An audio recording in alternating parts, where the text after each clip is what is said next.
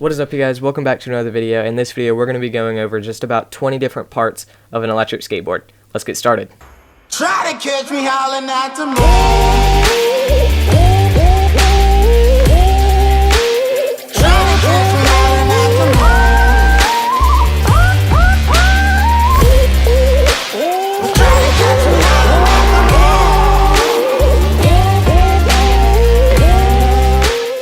Okay, so first is the deck, and the only thing that I really want to say here is what type of deck is it? Is it a stiff deck or a flexi deck?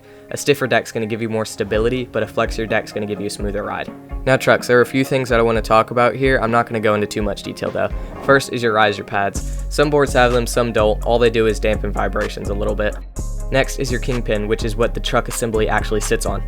And then on that kingpin you have two bushings, which determine how fast or slow you can turn. I personally like my trucks loose, some people like them super tight. It's just a preference thing. And then last but not least, you have your axle, which is what the wheel actually sits on.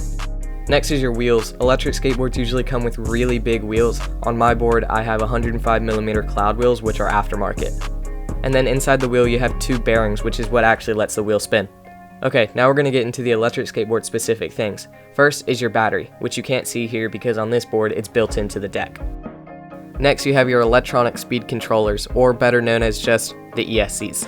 And their job is to take the input from the controller and give it to the motors. They're inside the deck as well. Next, some boards may have battery and ESC enclosures instead of having them built into the deck. Next are your motors, which are super self-explanatory. They give power to the wheels. And then you have your motor mounts, which is how the motors are actually attached to the truck. You also have motor covers, which protect the motors from any road debris like rocks or anything like that. And then you have your drive gear, which is a small metal gear attached to the shaft coming out of the motor. And then that gear spins your belt, and those belts can snap, so boards usually come with replacement belts. And then you have your wheel pulley, which is on the other side of the belt and it's attached to the wheel. And there you go, that's essentially the drive system of a belt-driven electric skateboard. Okay, so we're now going to go over a few parts that you'll find on a hub motor board.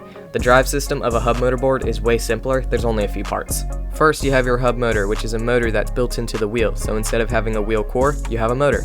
Around that motor, you'll find a motor sleeve, which is just a thin layer of urethane that slips over the motor. Okay, so we're now going to talk about a few things that you'll need to know about your electric skateboard remote. First is your spring-loaded thumb wheel, or just the accelerator. You'll usually hear me call it a throttle, even though it's actually an accelerator, because it's electric, not gas-powered. And then your controller will have at least one button, known as the mode button.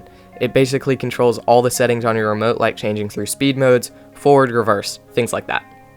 And there you go, that's just about 20 different parts of an electric skateboard.